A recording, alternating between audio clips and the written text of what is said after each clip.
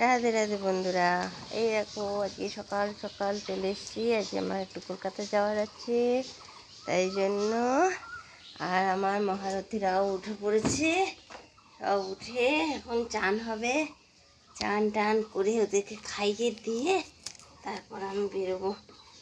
এই যা, এই দেখো চার মূর্তি বসেছে, চার মূর্তি।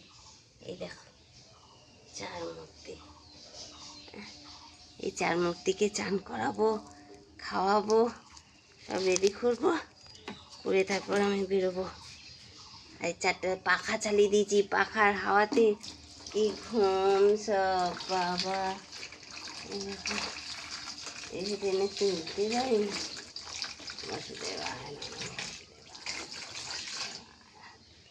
তোমরা ঠান্ডা জলে চান করবে সকাল সকাল?